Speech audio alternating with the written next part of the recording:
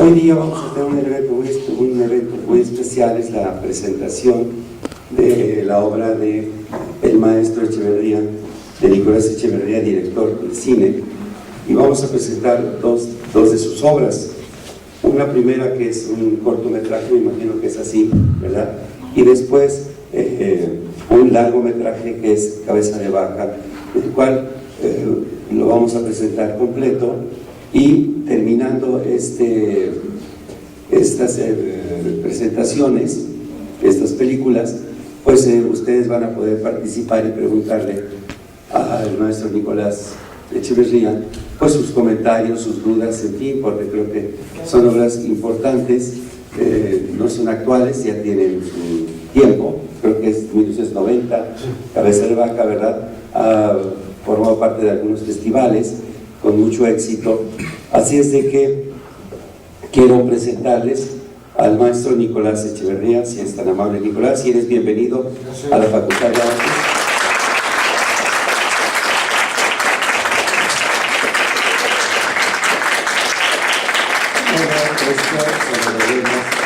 A la doctora Adriana, ¿verdad? Hizo todas las gestiones para que estuviera aquí Nicolás, y van a estar con ustedes también aquí platicando el doctor Becerril y el doctor Ángel Miguel dice que no. Ok, sí, porque tenemos ahorita una reunión, pero en fin, esperemos que un poco más tarde lleguen más alumnos, y sobre todo para la película de Cabeza de Vaca, y posteriormente podamos tener una charla, una conversación de amigos amable con Nicolás, ¿verdad? Que aceptó esta invitación, ¿no? Que es un orgullo para la Facultad de Artes tener personalidades como el propio Nicolás. Así es de que los dejo con Adriana para que haga una presentación formal, hable sobre el currículum de Nicolás Echeverría, de toda su trayectoria cinematográfica, con esa preparación que tuvo como arquitecto, músico, cineasta y algo más, ¿no? Y fotógrafo, en fin, y pintor, por cierto, también. Entonces, Adriana, gracias por hacernos esta cordial invitación con Nicolás, y te dejo el micrófono. Gracias y bienvenidos. Gracias. Muchas gracias. Yo no voy a hablar mucho, nada más escribir una hoja para presentar Cabeza de Vaca. Bueno, a las 10:30 se proyectó Judea, que es el cortometraje de 20 minutos, y ahorita comenzamos con Cabeza de Vaca. Y bueno, un poco la idea del cineclub, de la FAC Artes, pues tiene el propósito de cultivar la apreciación, aprender y vivir el cine y el audiovisual como una experiencia de múltiples expresiones y sentidos. Y ha sido posible este espacio de completar este trabajo gracias a la colaboración de los profesores, estudiantes, coordinadores, trabajadores de la facultad, quienes, y sobre todo a la dirección de la facultad que hace posible esta iniciativa de abrir el cineclub. Es una iniciativa que comenzamos el semestre pasado, y este semestre estamos tratando de traer a cineastas reconocidos en México. Entonces comenzamos con Nicolás, luego vendrá, reconocer a Alejandra Islas, Alfredo Burrola, Anaís Huerta, y bueno, vamos llevando la lenta porque luego se nos complica la lista de traer a más. Bueno, una de las características a lo largo de la obra de Nicolás Echeverría es el tratamiento de la experiencia histórica de este país. Los rituales, los pueblos indígenas y campesinos, la conquista, la colonia, con la biografía de Sor Juana, que realizó junto con el poeta Octavio Paz, el imperio de Maximiliano, los cristeros, el 68 mexicano. Películas contemporáneas e imprescindibles de revisar cuando esta nación se desmorona. Sobre la película que veremos hoy, retomo las palabras del compositor Mario Lavista, entrañable amigo de Nicolás y creador de la música de Cabeza de Vaca, cuando piensa en la película de la siguiente manera: en una película de ficción como Cabeza de Vaca, presenciamos el ritual de una resurrección, y al verlo a través de los ojos de Nicolás, Creemos que eso en realidad es verdad. Estas palabras las dijo cuando presentó Eco de la Montaña en el Colegio Nacional. Cabeza de Vaca es una película que invita a imaginar aquella realidad histórica que fue la conquista. Unas primeras palabras que podría decir acerca de la película es que es una invitación a subirse en un viaje, dentro de otro viaje, dentro de otro viaje, que se pierde en lo onírico, de ese saber imaginar el devenir y la transformación del tesorero del rey de España, Álvar Núñez Cabeza de Vaca, en el mundo indio. Una historia inspirada en la obra de los naufragios del mismo Cabeza de Vaca, publicada en España en 1542, que relata las historias de los 4 sobrevivientes de la expedición de Pánfilo de Narváez a la Florida. Un tema que trata sobre la herencia y el conflicto histórico de cuando nace esta patria. Guillermo Sheridan, otro de los grandes amigos de Nicolás y conocedor, o muy conocedor de la palabra, junto con Nicolás fueron los creadores del guión. Sheridan recuerda una anécdota muy particular y divertida de ese momento en un artículo que escribió para Letras Libres en el 2011, que se llama Cabeza de Vaca Reloaded. Y el Reloaded es porque 20 años después se estrenó en Francia la película como una gran obra maestra. Entonces, digo que está en internet el artículo, lo pueden ver, es muy divertido. Y Sheridan dice, al trabajar con Nico siempre pasaban 2 cosas. Nos divertíamos de lo lindo y nos peleábamos a muerte. Uno de esos pleitos, especialmente interesante, continúa hasta la fecha. El problema es de índole teórico y se plantea así. ¿Un ciego puede tener punto de vista? ¿Cómo que su punto de vista? El cabrón está ciego, cabrón. Eso no impide hacer la toma desde su punto de vista. Que está ciego, con una chingada, ¿o qué? Sí, pero este es un cabrón ciego que puede ver. Si no hay vista, ¿cómo va a haber punto de vista, cabrón? Por eso que no se puede, sí se puede, pues a la chingada, pues. El trabajo se suspendía un mes. Bueno, pues los invito a escuchar, a vivir a ver esta película como una experiencia, ¿no? Y bueno, espero que la disfruten, bienvenidos, muchas gracias por su presencia y bueno, qué padre que Después, Gringoyo, nuestro queridísimo amigo Gringoyo, va a llevar la conversación con Alma Rosbach, que llegará Ok, pues gracias y disfruten esta gran obra de Nicolás Echeverría.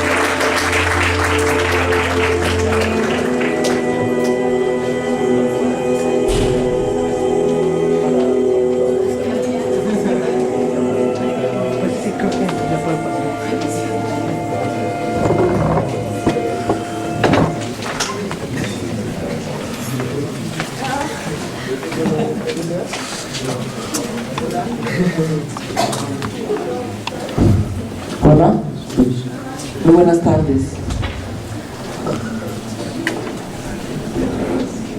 Es un honor estar aquí con ustedes.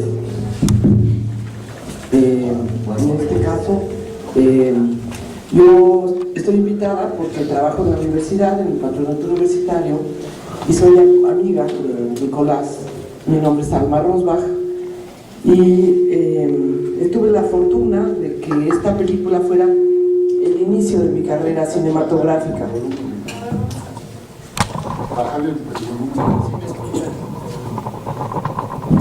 El inicio de mi carrera cinematográfica, mi padrino en el cine, haciendo cabeza de vaca.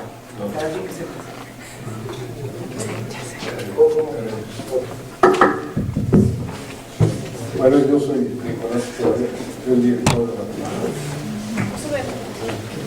película. Yo soy Gregorio profesor de esta facultad, y yo no hice la película. ¿Qué envidia? Y voy a estar llevando a cabo ese curso. Igual, ¿sí me escuchan? Vamos a tener una conversación aquí con el maestro. Nuevamente quiero reiterar las gracias de parte de toda la facultad y de la universidad por venir aquí. Es un honor tenerlo acá entre nosotros, entonces le quiero dar un aplauso por estar aquí.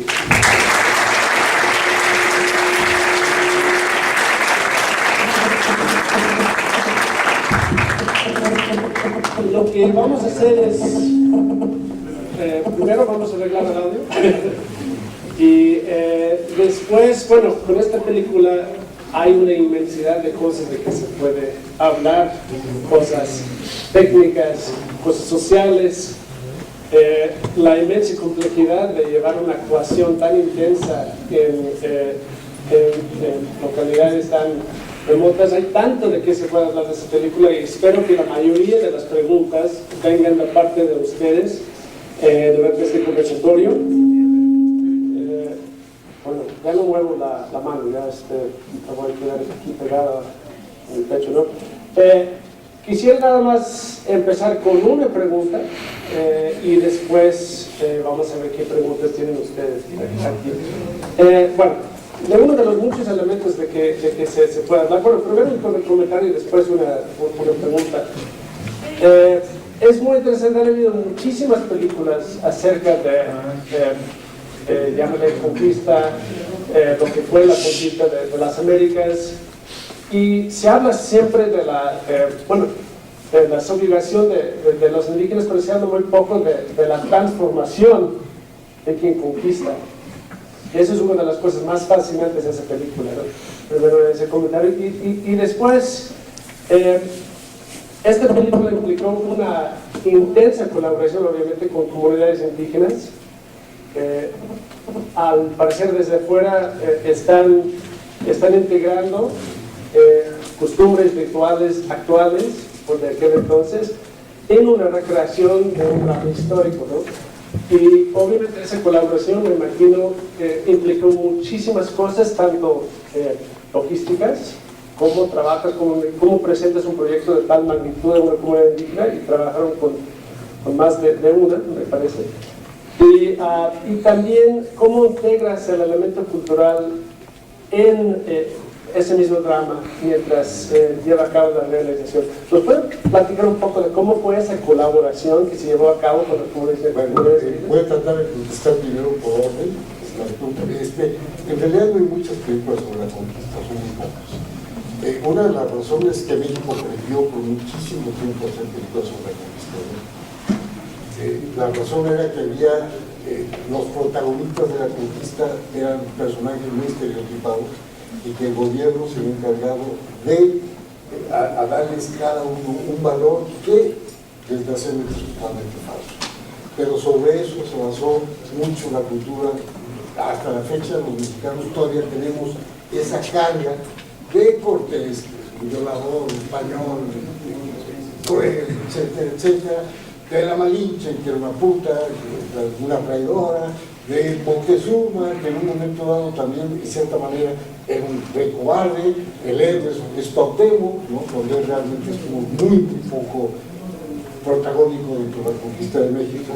Entonces,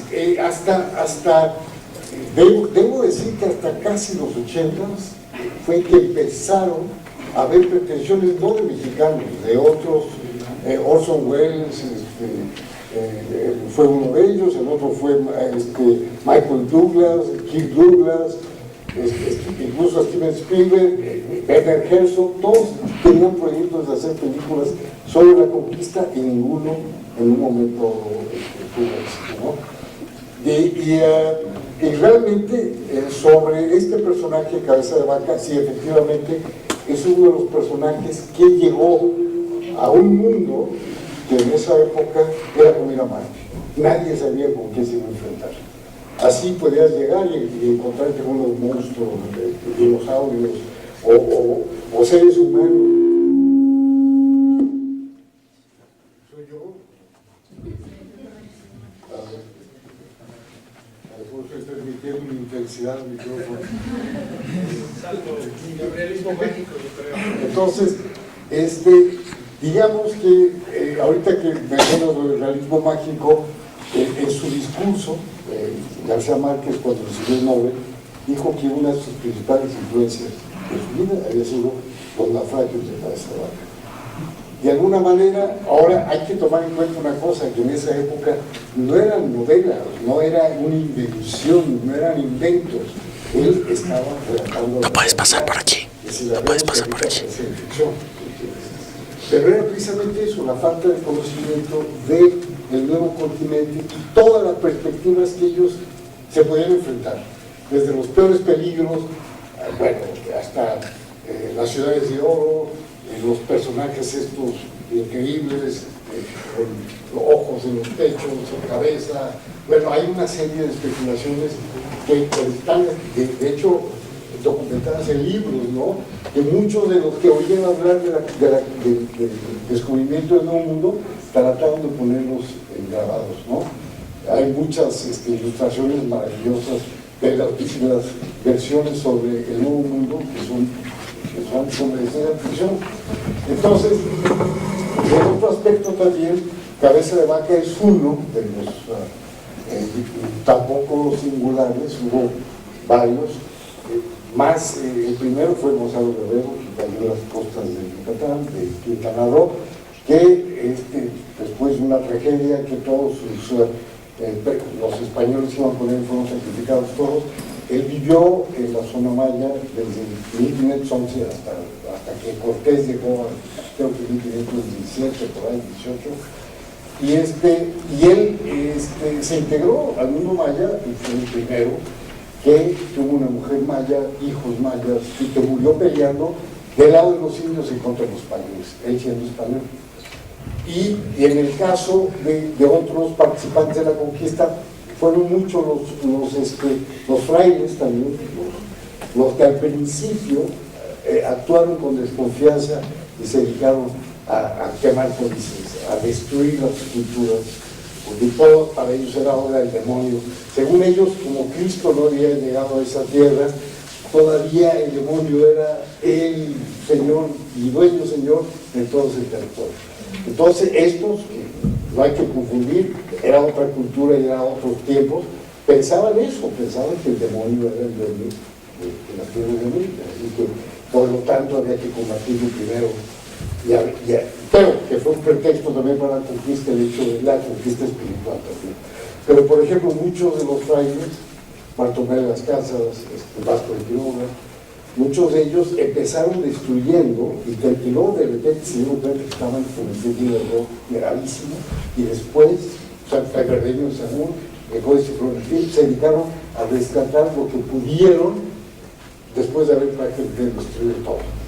Códices, esculturas, etcétera, etcétera, ¿no? Y bueno, acerca de este trabajo con los indígenas, Alma tuvo muchísimo que ver porque ella se fue desde mucho antes a las locaciones que fueron básicamente a Nayarit, Coahuila, Durango, y ella se puso en contacto con los indígenas que vivían en esa zona. En el caso de San Blas, por ejemplo, toda la parte de los esteros y de las curaciones primeras, etcétera, son huicholes y coras que tiene una comunidad de San Blas que se llama Singaita. Entonces ella se dedicó a tratar de convencernos de participar en la película. A lo mejor tú quieres hablar un poquito de eso. Bueno, la experiencia, ¿se escucha? La experiencia más maravillosa que he tenido yo en mi vida ha sido hacer Cabeza de Vaca, porque realmente fue hacer la expedición de Cabeza de Vaca. El contacto con no solo con los indígenas, que eran los huicholes, fue maravillosa. En principio, con mucho respeto hacia sus costumbres y hacia su lengua, y les pedimos ayuda, apoyo, para lograr finalmente que acercarnos a las culturas más ancestrales de nuestro país, que pudieran pues significar lo que en aquel entonces se quería reproducir lo que en aquel entonces se vivía. Entonces, no fue difícil realmente convivir con ellos o convencerlos. Lo difícil realmente era que muchos no hablaban español, entonces teníamos que tener traductores para todo, ¿no? En realidad ellos están haciendo mucho de lo que hacían en sus ritos y rituales, nada más que teníamos que vestirlos de otra forma, encuerarlos, o sea, decir más bien era lo contrario, o sea, finalmente dos hazañas, porque realmente fueron hazañas, fue quitarles la ropa y que quisieran salir así, desnudos o semidesnudos, y les decíamos, pues yo lo que hacía realmente era, porque yo realmente me enamoré de esta historia, entonces lo que yo hacía era encantarlos con la historia fantástica de que teníamos un mundo extraordinario en el pasado, y que su mundo actualmente era extraordinario, y que así somos los mexicanos desde antaño. Y finalmente pues yo les decía, ustedes tienen que hablar su idioma y su lengua, ¿no? Ustedes tienen que hablar su lengua y tienen que hacer lo que saben hacer, que son sus ritos, y nosotros tenemos que aprender de ustedes. En realidad ustedes son nuestros guías. Y bueno, pues en concreto la relación con ellos era muy fraternal. Yo trataba de consentirlos y cuidarlos mucho, y de integrarlos un poco a esta locura del cine, que finalmente pues somos otra banda muy diferente en todos sentidos a la común y corriente, ¿no? Y haciendo esto, pues yo me sentía, pues a mí me mandaron, en realidad, bueno, yo fui la primera que me fui a la película, estuve 2 meses y medio preparando la película en todas las áreas de producción, consiguiendo extras y gente que se quisiera, en fin, todo el asunto de la producción. Y allá no había realmente gran cosa, había un hotel, 2 hoteles, había, por ejemplo, cuando me dijeron que íbamos a filmar en los Palafitos, o sea, realmente en los esteros, y que tenía que conseguir cocodrilos pero que actuaran, entonces sí, realmente empecé yo así a sentir que estaba yo pues, en una expedición haciendo la película. Y cuando llego con los lacheros que eran un sindicato, una mafia en esa zona, primero no querían hablar conmigo porque era mujer, punto. No querían que yo tratara con ellos, que ellos no hacían negocios ni trataban con mujeres, ¿no? Entonces, bueno, pues esa fue como toda una hazaña, conquistar a estos seres, y la única forma en que se podía pues se acercar uno era los domingos, llevándoles de comer, cosa, en fin, pollo adobado o carne de puerco, yo qué sé,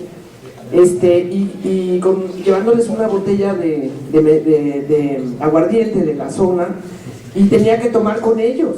Entonces eran unas sesiones así verdaderamente tremendas los domingos para que me dijeran que sí, porque no me querían decir que sí. Y yo llegaba al hotel realmente en un estado etílico, enloquecido, pero feliz porque me habían finalmente conquistado. Bueno, me habían dicho que sí, que sí. Estas son varias anécdotas al respecto de la película, y no sé qué quiera preguntarle a Nicolás, que sería magnífico que lo tenemos aquí, que aprovecharan, porque toda esta historia es gracias a él. Se tardó años en poderla hacer, y además pues conseguir todo lo que se requería. Tuvo un equipo de producción extraordinario. Mis maestros ahí fueron los mejores del medio cinematográfico, y todos teníamos que estar un poco locos para poder convivir con esta forma y lugares y forma de filmar, y los lugares eran, digamos, no diría yo que inhóspitos, pero sí difíciles, ¿no?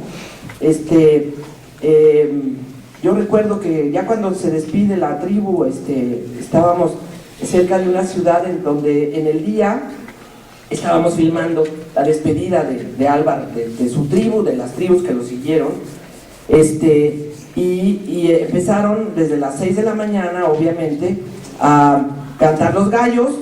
1532 no gallos. Entonces ir a darles de comer a los gallos para que los gallos se callaran, las gallinas se callaran. Los perros, había muchos perros y no había perros en aquel entonces era una locura andar callando perros por todo el condado. Y luego había una fiesta muy importante del pueblo, en donde una orquesta de pueblo, pero una orquesta como tipo, así como militar, una cosa así, estaba ensayando el gran evento de la población, y se oían y teníamos que callar a los músicos, ¿no? Y ese día yo creo que me pasé dando vueltas por todo el pueblo y por todos lados, callando a todo el mundo, porque pues esto era pues 1536, ¿no? En fin, hay anécdotas maravillosas al respecto, pero lo interesante es la concepción de este proyecto. Lo importante es finalmente la hechura y la dirección que nos dio Nicolás Echevarría en ese entonces. No sé si, ¿quieren hacer alguna pregunta? Bueno, más bien es primera opinión. Yo no había visto más que pedazos de la película, y bueno, algo que me motivó mucho hace muchos años fue leer el proceso, todos los años que costó levantar la producción. Yo siempre lo cargaba en mi cerebro, decía, sí, Nicolás, se tardó 7 años en levantar esa producción, pues hay que trabajar, es decir, a todos los creadores nos toca levantar la producción y tomarnos ese tiempo, unos 7 años, pero sí tomarnos el tiempo suficiente como para llegar a una obra en donde yo veo que el trabajo de producción y bueno, el trabajo de equipo y de investigación es impresionante. O sea, es redondo, es completo. Yo estoy muy emocionada, estoy contenta de haber traído a mis alumnos de historia de la danza, porque nos importan los rituales, nos importan las danzas. Les he comentado que a través de la mirada de los españoles medios se pudo ver algunas danzas, algunos rasgos de las danzas antiguas, y ver este trabajo visual, este lienzo, es muy revelador de lo que uno puede rescatar y de lo que uno puede recrear y reflexionar sobre todo. Entonces, bueno, esa es mi opinión. Mi pregunta es el guión y el trabajo justo de investigación histórica estuvo junto con solo se basaron en los textos de Álvaro y los demás? ¿Cómo estuvo asesorado? Bueno, el corazón, digamos, de la historia está en los naufragios. Ahora, si uno lee los naufragios, es algo tan absolutamente maravilloso y describe un mundo que es prácticamente imposible. Ahora, a lo mejor que con la cuestión digital y todo ya sería posible. En esa época no existían estos recursos, digamos, ¿no? Entonces, digamos que lo más importante al principio fue buscar realmente cuál es el corazón de la historia, lo importante de la historia. Y lo importante de la historia, bueno, es, primero, eso que mencioné al principio, un español que llega a un país que puede ser como ir a otro planeta, y que todo es posible, todo puede ser posible.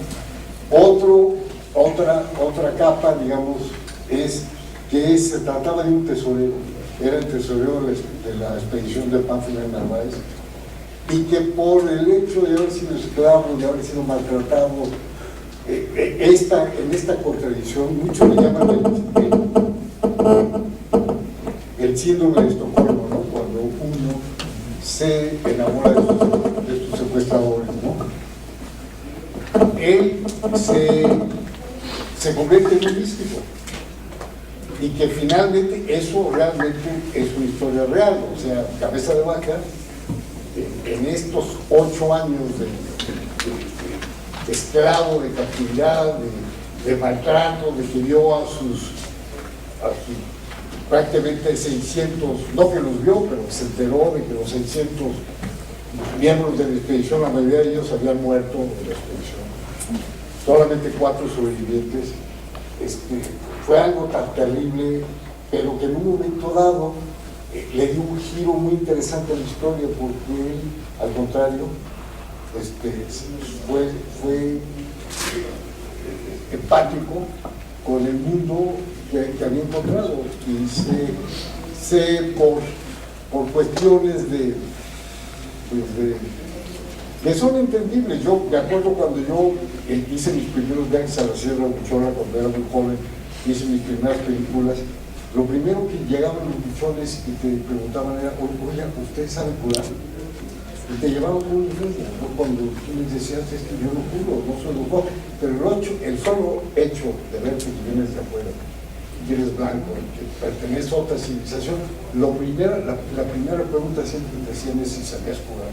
No obstante, yo era un chavo muy joven, tenía la mayoría de la edad que ustedes tienen ahorita. Pero también lo entendí mucho con Cabeza de Vaca, que era este ser que venía de otro mundo y que lo obligaron, contra su voluntad, a convertirse en un curandero. Y lo terrible es que cuando él se enfrenta de nuevo con los españoles 8 años después, él pierde ese poder. Él ya no puede curar. Que es un poco el significado de esta escena del balín, ¿no? De que sacan la bala a este pobre que está muriéndose ahí.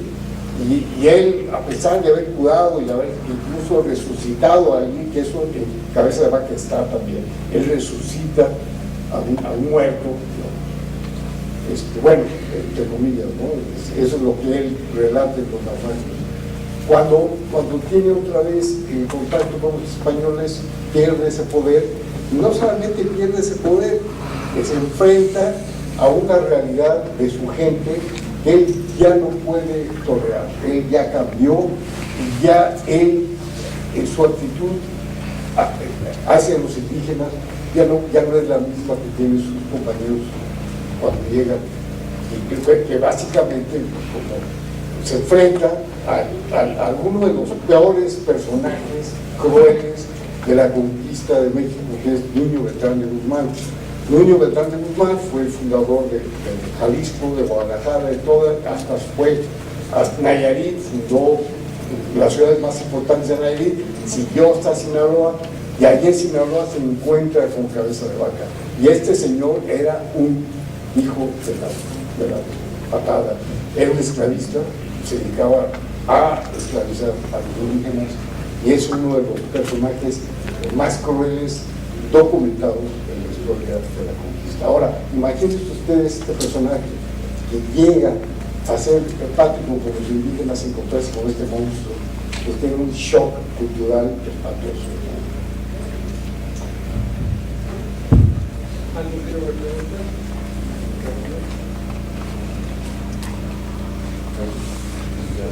Sí. ¿Estás? Buenas gracias. Años te conocí en casa de la ciudad de Citurria. ¿No te acuerdas? Sí. Antes que nada, felicitarlos. El trabajo espléndido. Esta película me gustó muchísimo. La primera vez que veré me llené de dudas, que me aclaró muchas de ellas. Estabas viviendo en casa de Mercedes unos días. Sí. Y a mí me contaste muchas cosas que contaste ahora. Muchas gracias. Nada más quería destacar un poco un comentario que me hiciste sobre el actor principal de la película, que es espléndido, Juan Diego, ¿no? Yo no conocía a este personaje, este actor, lo conocí por la película, me encantó la película, luego me contaste muchas anécdotas de no pasar todo el tiempo y cosas. Y le seguí después de una película de él, totalmente en otro giro, que habla de que son los grandes actores, que se llama Los Santos Inocentes, una película que Y está el Jamón también. Jamón, pero a mí Los Santos Inocentes me enloqueció. Es su mejor película, creo que es espléndida. Y la actuación de él, ¿no? Es un perfecto hijo de puta, eso es un niño de estos, de Lustán, ¿no? Nada más quería comentarte eso, ¿no? Y que nos comentaras un poquito de la experiencia sí, bueno, con este actor. A mí me llevó casi 10 años hacer esta película. En muchas ocasiones, en 3 ocasiones, estuve a punto de empezar el rodaje y me la suspendió. Por caprichos de funcionarios, idiotas, pendejos que siguen existiendo todavía y que desgraciadamente le hacen mucho daño al cine. Pero finalmente, en 90,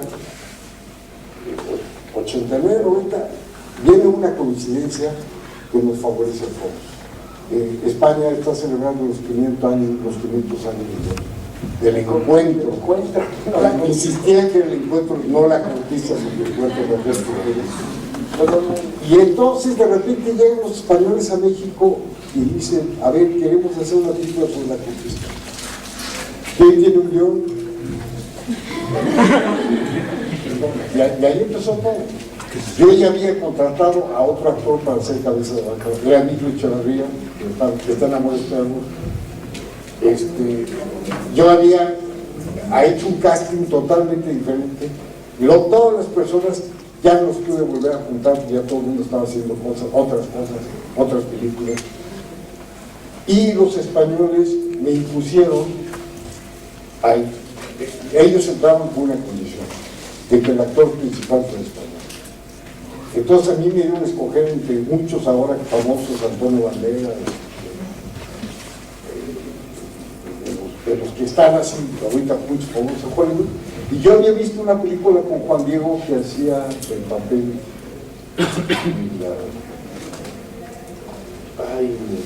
un fraile famosísimo. Bueno, y lo vi y me convenció, le di esta parte como mística, esta parte, bueno, si alguien puede hacer un sacerdote, puede hacer un fraile, San Juan de la Cruz. Entonces eso fue lo que me convenció. Él llegó a México y bueno, era un tipo con un ego y una soberbia, ¿verdad?, impresionante, ya les platicará aquí las anécdotas. Tal era un loco, un megalómano, que al llegar a México en el aeropuerto coincidió con la santificación de San Diego, en la Virgen de Guadalupe.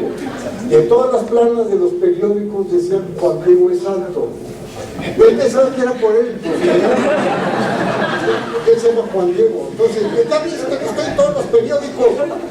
¿Cómo que entonces? Sí, todos los periódicos, estoy en primera plana. Y efectivamente decían Juan Diego es santo, ¿no? Pero no era por él, era por Juan Diego, la aparición de la Virgen. Y bueno, desde que llegó fueron problemas y problemas, no, se llevaba muy mal con los actores, en parte porque tampoco conocía a México y menos el hecho del mundo indígena. Eso lo tenía aterrado y le daba un pánico, y eso provocó que todo el momento estuviera borrado. Y yo no sé dónde fregados conseguían la droga, pero yo estaba trabajando. No sé, que a lo mejor favoreció un poco la película. Porque donde lo vemos con estos ataques de éxtasis, no está actuando, está verdadero.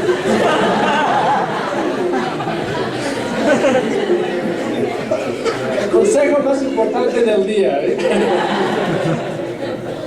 Después se casó con una mujer muy joven y dejó el alcohol y las drogas para siempre. Pero ahora es un tipo a todo dar, lo he visto no muy seguido, pero de repente cuando voy a España lo busco y lo encontramos. Ya ha cambiado radicalmente, pero en esa época era una pesadilla. Y el maquillaje le llevaba, ¿cuánto? Como 4 horas. Entonces no dormía, porque te la pasaba toda la noche en el puerto. Siempre andaba investigando dónde estaban los prostíbulos, dónde estaban los bares. Y a mí me tocaba tener que buscarlo con una policía que contraté, con una patrulla y una policía que contraté para traerlo a la filmación de cualquier lado donde estuviera y para ponerlo en papel. O sea, no nada más me tocaba traerlo, sino me decía Sebastián, el asistente de dirección: Alma, está fatal, no se quiere encuerar, está vestido de vaquero y no se quiere encuerar y no se quiere quitar las botas y no quiere, no, y está como loco, vete para allá.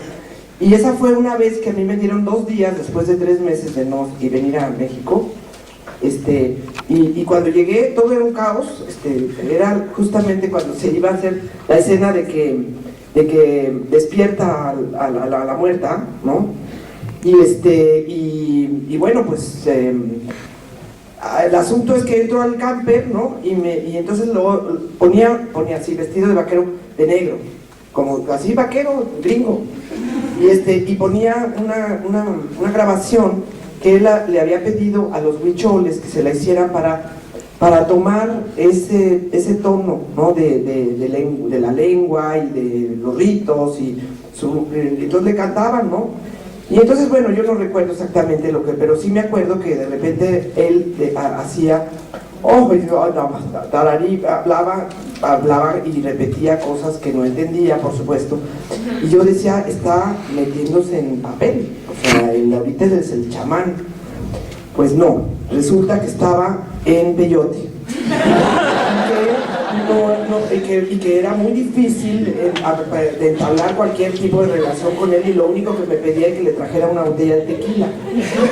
Y yo acababa de llegar a la locación, en la mitad de la nada, en unas ladrilleras, quién sabe en dónde, y que todo era o sea, había puesto todos los transportes en lugares diferentes, y en fin era todo un asunto muy complejo, encontrar a alguien en dónde estaba, y yo me acuerdo que alguien, uno de ellos, así como para calmar la situación, les regalaba condones y chicles a todos, para que no fuera a hacer que embarazaran a algunos de los de la región, ¿no?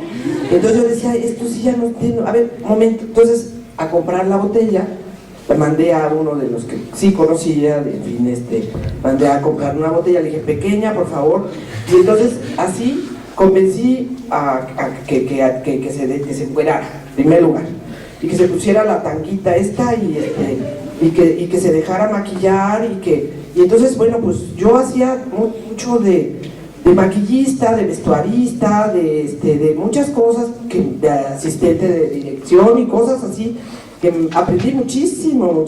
Yo cada vez que afronto algún reto o algún problema, digo, pero si hice cabeza de vaca, puedo hacer cualquier cosa.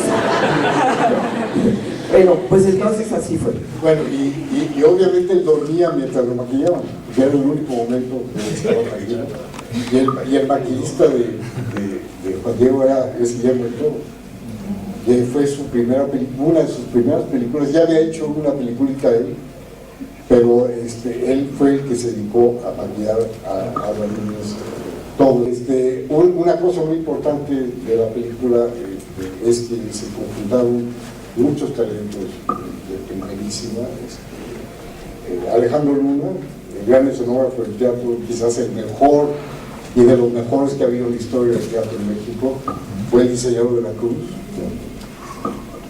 Y gran parte de los diseños arquitectónicos de esta onda prehispánica, ¿no? Torita y María Figueroa, las hijas de don Gabriel Figueroa, se dedicaron del vestuario, que hicieron un trabajo absolutamente maravilloso. Guillermo Navarro, que fue el primer mexicano a obtener un Oscar, fue el fotógrafo de la película. O sea que Daniel Jiménez Cacho, que apenas medio empezaba como actor, fue uno de sus primeros papeles importantes. En fin, digamos que el hecho de que la película se haya retrasado y retrasado y retrasado y retrasado, de repente, ¡pum! Berta Navarro, la productora, que es una gran productora, que sigue siendo la productora de Guillermo del Toro. Entonces, digamos que en ese sentido, le digo que me llevó casi 10 años hacer la película, pero en este caso, digamos que el retraso y todos los problemas que se presentaron, pues finalmente actuaron a favor de la película. Yo no hubiera cambiado nada, ojalá, yo no sé si hubiera sido conveniente haberlo hecho antes, porque los funcionarios con los cuales yo trabajaba eran unos imbéciles, ¿verdad? Y cuando hice Cabeza de Vaca, el director de cine era Ignacio Durán, que es una gente muy respetuosa, muy culta, y finalmente creo que fue, bueno, lo que voy a decir es igual una idiotez, pero pues a veces el esperar, ya ves que las cosas se tardan y todo, pues, beneficia a un proyecto, en este caso definitivamente. Yo creo que el hecho de haber, yo había ya hecho películas documentales todas, y había una enorme desconfianza también de los productores, porque decían, bueno, Nicolás es buen documentalista, pero no va a ser, un buen documentalista no necesariamente es un buen director de cine de ficción, aunque había trabajado con el mundo indígena muchos años, etcétera, etcétera. Bueno, finalmente, otra cosa también, la película fue realizada en el año 1890, y el cine empezaba a desprenderse del nefasto sindicato del STPC de Churubusco, que por años los que hicieron el gran cine en México, que fueron estos señores, Gabriel Figueroa, todos estos, Lindo Fernández, se dedicaron a arruinarlo también. En un momento dado, les pasó lo mismo que Porfirio Díaz, no supieron delegar la confianza en los jóvenes y tenían prohibido definitivamente que cualquier persona que no fuera su sindicato pudiera hacer películas en México.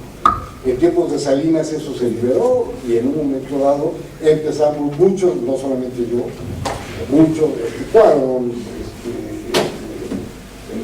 Iñárritu, etcétera, Dasman, que son más jóvenes que yo, pero empezaron, al mismo Arrau, empezaron por fin a trabajar a hacer películas fuera del sindicato. Bueno, yo tuve que pertenecer al sindicato, pero el sindicato se abrió a otros directores, ¿no? Que eso fue un logro.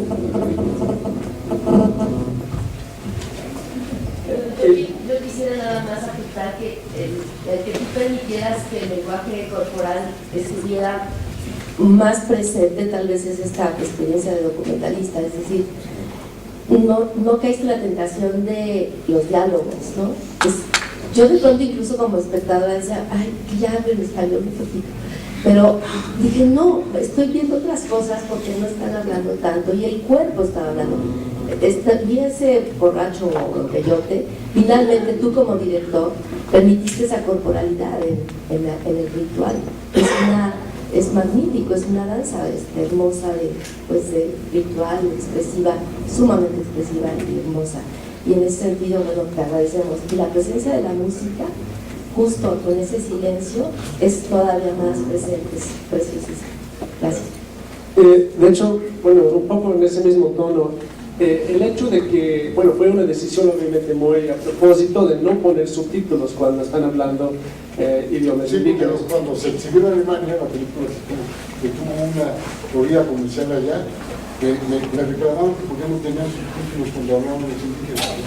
Y yo les dije que era un lenguaje mental, que inventamos nosotros, y que la intención era hacerlo entender, para darle una atmósfera de rareza y de que uno no entiende nada donde uno está.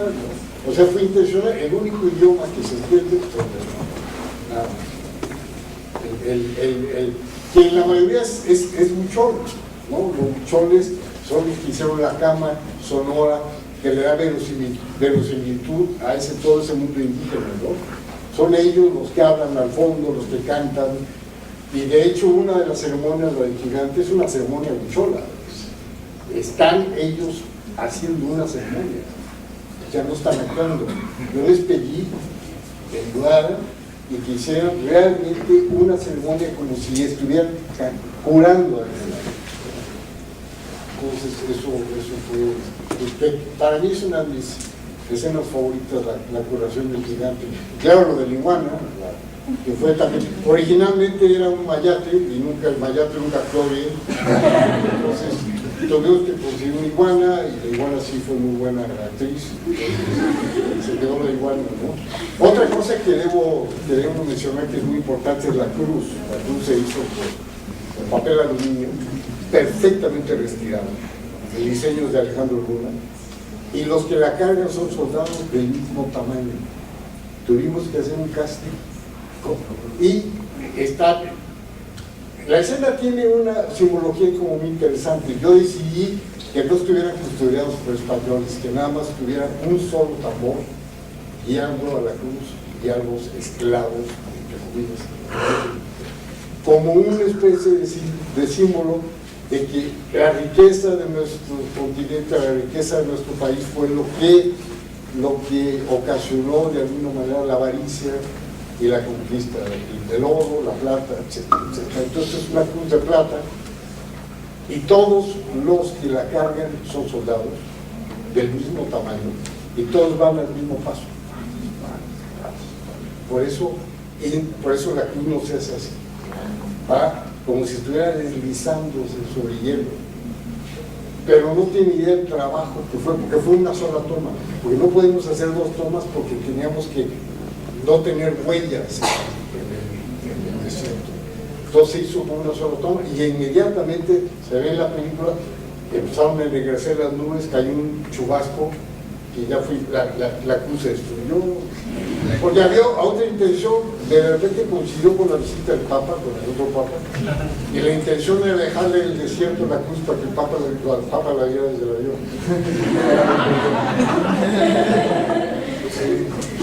Hola, yo quisiera contar una anécdota con respecto a la producción de esa escena.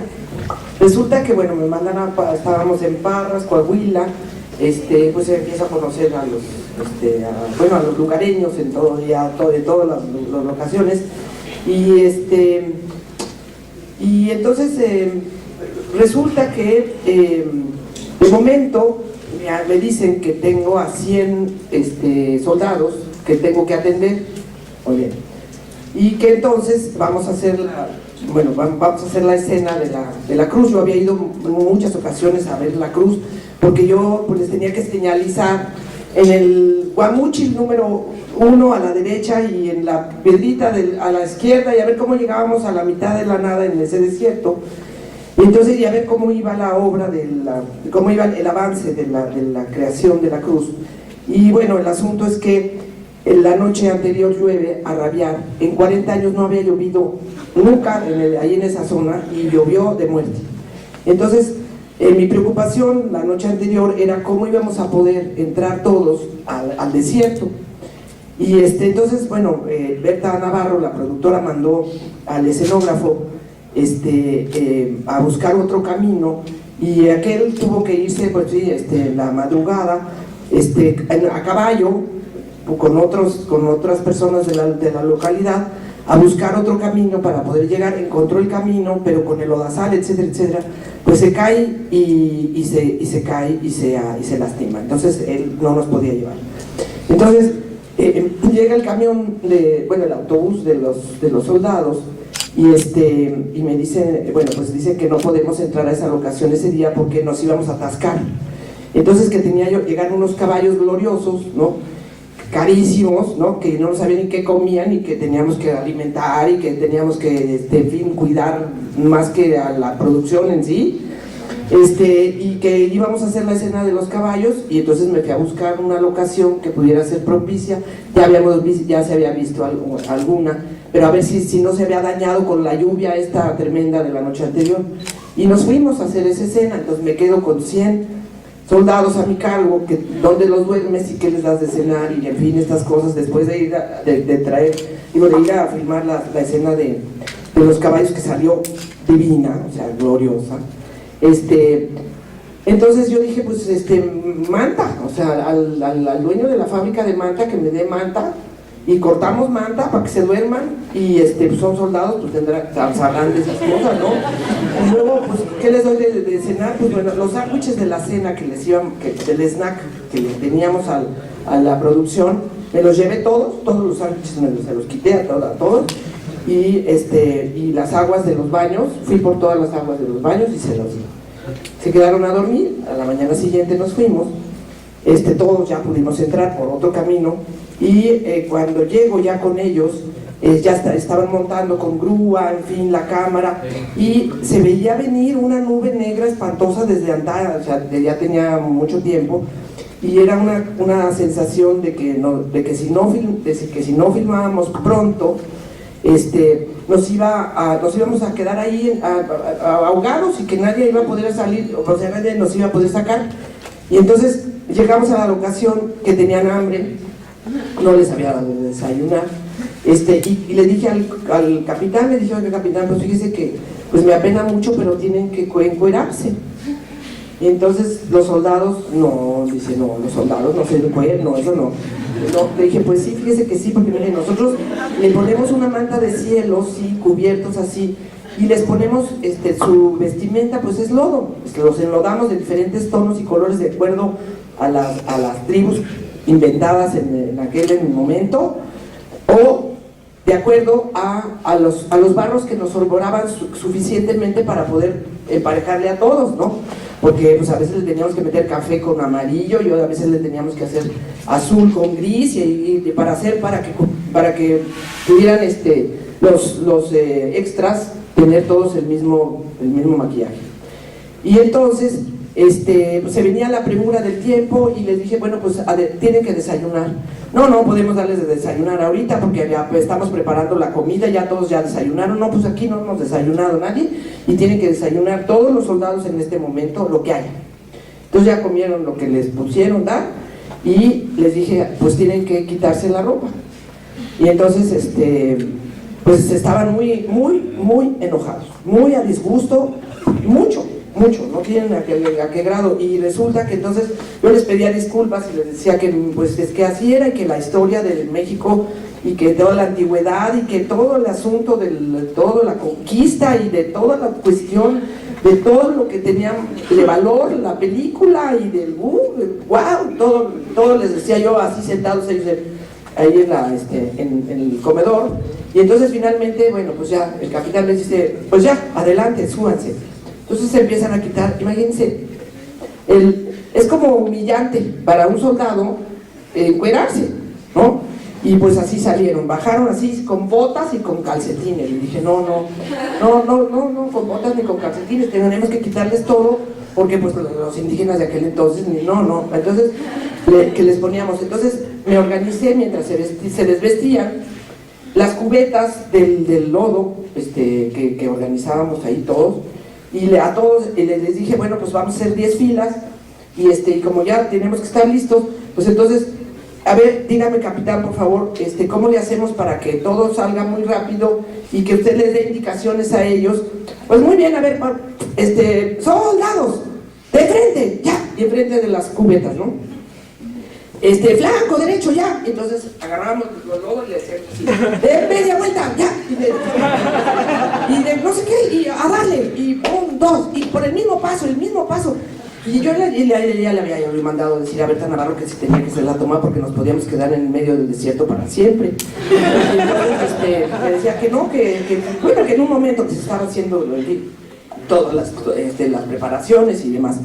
Y entonces las indicaciones eran justamente que tomaran la cruz y que al ritmo del tambor, del tamborilero, que marcaran el paso. Y esas eran las indicaciones que estábamos dando todos para que todos lo hicieran de esa manera. Y salió glorioso, parecía, bueno, extraordinaria. Esta escena es un gran final. Y en efecto, terminada la escena, empecé a decirle a todos, a los pintados, a los no pintados, a los embarrados, a los no embarrados, a todos, que agarraran cualquier cosa, los sandbags y cualquier cosa, pero que ya se metieran todas las cosas, los camiones, y que luego arreglábamos y luego poníamos y luego porque nos venía la tormenta, la brutal tormenta. Y entonces, bueno, pues así fue, todos se llevaban una silla y otros los extras y todos cargaban cosas y metimos a todos, los subimos a todos y terminó la película. Y todos llegaron muy felices, muy contentos, muy emocionados y bueno, pues encantados a la fiesta del final de la película en el hotel. Y yo tenía 100 soldados que bañar, a quien tenerle que dar de cenar, ¿no? Y yo no tenía ni forma ni manera, y estaban, bueno, pues exhaustos, ¿no? Entonces, bueno, pues total, los bajo del camión, traigo unas pipas de agua, consigo unas pipas de agua con una manguera en un rito que había a la orilla del hotel, que estaba muy bonito ahí el pasto, por lo menos era así como monón el jardín. Me voy de cuarto en cuarto sin preguntarle a nadie, a quitarles su jabón a cada quien y su toalla, ¿no? Y también la cena también me la traje, todo lo que pude me lo traje, y entonces a manguerazo arriba del camión, del autobús, con la manguera aquella, a que se lavaran y se limpiaran y no sé cuánto, mientras aquellos eran la fiesta, fantástico, estaban felices de haber terminado la película, y salud, etcétera. Yo oía nada más a lo lejos, termina el asunto, me despido de ellos, les doy las gracias de todo corazón, me regresan las toallas y va, adiós, que les vaya bien. Entonces ya llego a la fiesta y entonces como yo era yo ya había trabajado en 300 producciones aquí en Cuernavaca, pero no directamente, era mi primer película, la primera película. Entonces, que el bautizo, que no sé qué y no sé cuánto, y yo venía así ya, así como, pues en fin, contenta de todo también, pero pues, como ya extraña. Y me empiezan a aventar catsup y a aventar no sé qué, y el bautizo, y el vino, y no sé cuánta cosa. Y así terminó mi anécdota de la película.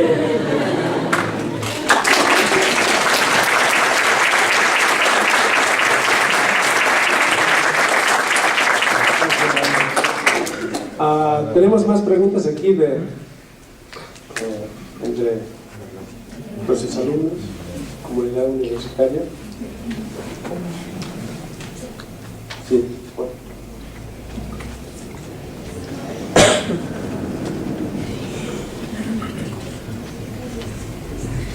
Bueno, después de todo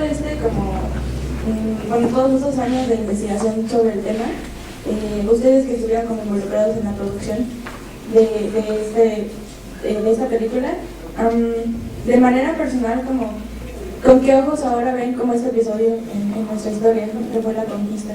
Porque creo que para la mayoría de los mexicanos es como un trauma, por así decirlo, de identidad, ¿no? de toda esta parte de este mundo prehispánico y este mundo post-hispánico, ¿no? Entonces, de manera personal, ustedes con qué ojos o cómo impactó como todos estos años de involucrarse en el tema. Bueno, yo después de Cabeza de Vaca hice una serie para la televisión testimonial, no de ficción, sobre la conquista. Entonces invité a los más importantes investigadores, historiadores, para que hicieran una reflexión precisamente actual sobre este episodio, ¿no? Y ha cambiado muchísimo la percepción de los historiadores, de toda esta gente que se dedicó a investigar. Octavio Paz lo habla de manera muy inteligente en Postdata, ¿no? En donde él cuestiona de alguna manera que por qué los mexicanos hemos adoptado a los aztecas como el símbolo de la nación, ¿no? De México, ¿no? Y él hace una comparación que es muy interesante, que es el Museo de Antropología, ¿no? Dice que el Museo de Antropología en realidad tiene la estructura de una capilla, de una iglesia, que tiene las naves de un lado y de otro. Del lado izquierdo están los mayas, del lado derecho está el origen de las civilizaciones indígenas, toltecas también, del otro lado están los zapotecas, y en el lugar que ocupa... Estos son los celulares los que están ganando. En el lugar que ocupa el altar o el crucifijo, digamos, lo importante que está el calendario azteca, ¿no? Está coronando, digamos, el museo. Entonces, nosotros tenemos una tradición de fascinación por las derrotas. En realidad, toda la historia de México es historia de derrotas. Creo que la única batalla que ganamos fue la del 5 de mayo, que después de 4 días nos partieron la madre los franceses. Y eso tiene que ver mucho con esta tradición mexicana, ¿no? De por qué nosotros adoptamos a los aztecas cuando en realidad todos coincidimos, todos los investigadores que yo entrevisté decían una cosa que a mí es lo que más se me ha quedado grabado de esa serie de entrevistas. Todos decían que Cortés no fue el conquistador del imperio mexicano y el conquistador de México. Cortés fue el líder de una rebelión indígena en contra de los aztecas. Y eso cambia totalmente la percepción de la conquista. ¿Por qué? Porque todos odiaban a los aztecas. Los aztecas eran los nazis de la época, eran tremendamente crueles. Los sacrificios humanos estaban al máximo. Ellos industrializaron los sacrificios humanos. Si de alguna manera leemos los capítulos de lo que fue el México en tiempos de esa época, entendimos por qué la mayoría de los indígenas de lo que es ahora México se aliaron con Cortés. Solamente hubo una sola batalla en toda la conquista, digámosle así, que fue lentamente entre españoles e indígenas, que fue la primera. A partir de la primera batalla, todas las batallas, Cortés fue reclutando indígenas, todos que eran esclavos o súbditos de los aztecas, y la conquista realmente no hubiera sido jamás posible. Pues es un mito que la conquista de México le hicieron 200 españoles y que anotaron una pena. Y a mí lo que me parece rarísimo es que todavía en los libros de texto se maneja esta idea, ¿no? De que fue un puñado de españoles que conquistó el imperio azteca, cuando es la peor mentira del mundo. Entonces, bueno, en fin, y por mi sorpresa, incluso la mayoría de los investigadores le bajaron al tono de la crueldad de Cortés, que fue también una historia que nos inventamos nosotros para tener un contrincante a la altura después de los aztecas, de ¿no? Entonces, sí, a mí sí me cambió muchísimo mi perspectiva de la conquista, ¿no?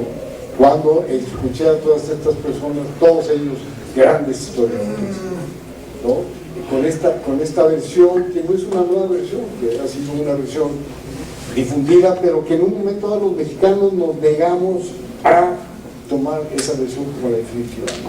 Seguimos pensando, contrariamente y además contradictoriamente, de que fueron un puñado de españoles que conquistaron el imperio, que es la corte de Tierras. Y repito, Cortés fue el líder de una rebelión indígena en contra de los aztecas. Eso cambia totalmente la perspectiva de la gente. ¿Y qué implica para la historia actual? No, lo que pasa es que es una versión que la mayoría de los mexicanos no podemos compartirlo aquí. Porque pues, seguimos pensando lo que leemos en los libros de texto, que es otra versión totalmente diferente.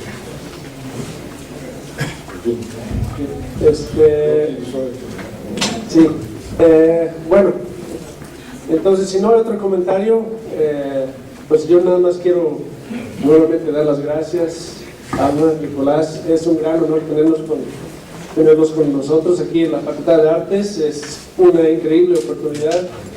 Qué afortunados ustedes que tomaron la molestia de venir esta mañana para ver esta excelente película. Gracias, Adriana, por hacer posible este evento. Realmente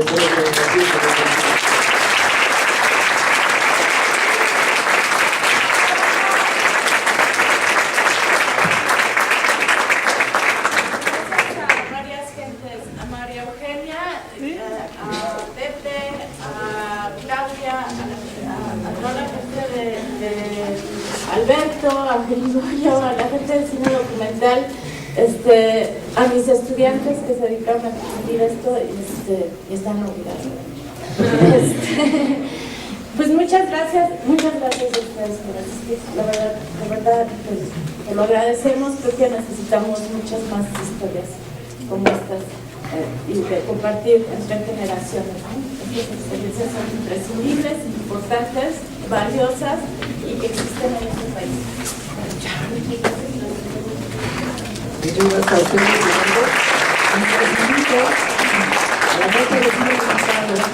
de la UAM que vamos a hacer este año, también en presencia de sus directores o actores, y se les avisará para que estén con nosotros. Gracias.